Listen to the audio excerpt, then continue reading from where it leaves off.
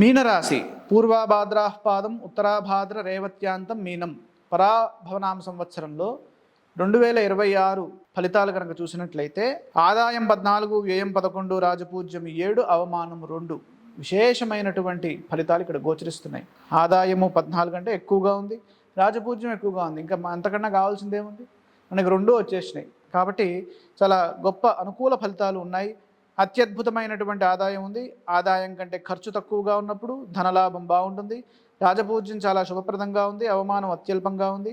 కాబట్టి ఈ సంవత్సరము బ్రహ్మాండంగా ముందుకు సాగుతుంది. కానీ అని ఎందుకు ఆపేమంటే ఇక్కడ జన్మరాశిలో ఏలినాటి శని దోషము ఉన్నది. కాబట్టి ఈ జన్మరాశిలో ఏలినాటి శని ఉన్నప్పుడు శని ధ్యానం చేసుకుంటూ మన ప్రయత్నాలు ముందుకెళ్ళేటట్టుగా ఉత్సాహంగా ముందుకు సాగాలి. ఎక్కడా నిరుత్సాహ చెందవద్దు. ధైర్యంగా ధర్మ మార్గంలో ఆలోచించి ప్రణాళికలను సిద్ధం చేయాలి. మానసిక శక్తి కార్య సిద్ధినిస్తుంది. రాహువు ద్వాదశంలో సంచరించడం వల్ల నిద్రలేమి, అంటే ఎక్కువగా పని ఒత్తిడి పెరగడము, అలాగే ఊరికే సెల్ ఫోన్ చూడడము, రీల్స్ చూడడము, ఇలాంటివి ఎక్కువ, వీటితోటి సమయము వృధా అవుతూ ఉంటుంది. దానివల్ల నిద్ర లోపించకుండా, నిద్రాభంగం కాకుండా చూసుకోవాలి. సకాలంలో మంచి ఆహారము, సరైనటువంటి నిద్ర ఉన్నట్లయితే మంచి ఆరోగ్యము సిద్ధిస్తుంది. రాహువు ద్వాదశంలో ఉన్నప్పుడు రాహు ధ్యాన శ్లోకాలు చేసుకోవాలి. అలాగే లాభంలో డిసెంబర్ 7 నుంచి రాహు సంచరిస్తారు. కాబట్టి ఆ సమయంలో అనుకూల ఫలితాలు ఉన్నాయి, ఆర్థికంగా మంచి ఫలితాలు ఉంటాయి. అనుకోని మార్గాల ద్వారాగా ఫలితాలు సిద్ధిస్తాయి. అంటే ఎప్పుడో పెట్టాం పెట్టుబడి, అది అసలు పెరగట్లా. ఈ రాహువు లాభంలోకి వెళ్ళి ఏం చేస్తాడయ్యా అంటే ఒక్కసారిగా అనుకోనటువంటి లాభాన్ని ఇస్తాడు. అటువంటి ఫలితాలు అక్కడ ఉన్నాయి. జూన్ 2 నుండి అక్టోబర్ 31 వరకు గురువు పంచమ స్థానంలో ఇక్కడ యోగాన్ని ఇస్తున్నారు. అలాగే ఉచ్చరాశిలో ఉండడం కూడా ఒక వరం.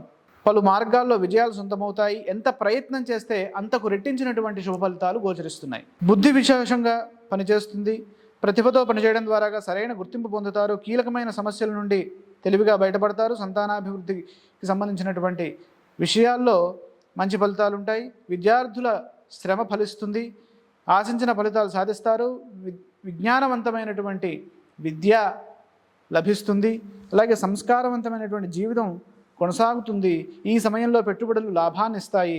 గురుబలము ఈ చివరి భాగంలో, అక్టోబర్ చివరి భాగంలో కొద్దిగా తగ్గుముఖం పడుతోంది. కాబట్టి ఆ సమయంలో గురుధ్యాన శ్లోకం చేసుకోవాలి. పని ఒత్తిడి పెరగకుండా చూసుకోవాలి. ఆరోగ్య ఆహారపు అలవాట్లపై శ్రద్ధ పెట్టాలి. షష్ఠకేతువు వల్ల శత్రువులపై విజయాన్ని సాధిస్తారు. షష్ఠంలో కేతువు ఎప్పుడొస్తాడు? ఇక్కడ స్టార్టింగ్లోనే ఉన్నారు. డిసెంబర్ 7 వరకు 6వ రాశిలోనే కేతు ఉంటారు. ఆ తర్వాత పంచమంలోకి వస్తారు. కాబట్టి డిసెంబర్ 7 వరకు మంచి ఫలితాలు ఉంటాయి. శుభప్రదమైన ఫలితాలు కేతు ప్రసాదిస్తాడు. ఈ సంవత్సరము మీనరాశి వారు విశేషంగా విష్ణు ఆలయ సందర్శనంతో పాటు విష్ణు సహస్రనామాన్ని చదువుకున్నట్లయితే అనుకూల ఫలితాలు సిద్ధిస్తాయి.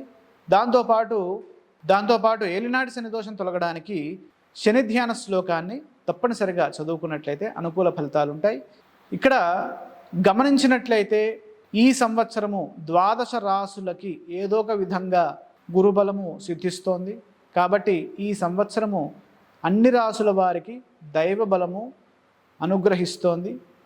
ఈ పరాభవనామ సంవత్సరం యొక్క గొప్పతనం ఏమిటంటే ద్వాదశ రాశుల వారికి ఏదో ఒక విధంగా గురుబలం సంప్రాప్తమవుతోంది. సహజ సిద్ధంగా ఇది రాదు. కారణం ఏంటంటే ఈ సంవత్సరము గురువు 3 రాశుల్లోకి మారడం ద్వారాగా ఏదో ఒక రాశిలో ఆయన అనుకూల ఫలితాలని ఇస్తున్నారు అన్ని రాశులకి. కాబట్టి ఇది చాలా శుభప్రదమైన సంవత్సరంగా గుర్తించి ప్రతి రాశికి దైవబలం ఉన్నది. కాబట్టి ఈ దైవబలంతో ముందుకు సాగినట్లయితే లక్ష్యాలు చేరుతారు. అలాగే గొప్ప విజయాల్ని సాధిస్తారు. శుభం భూయాత్.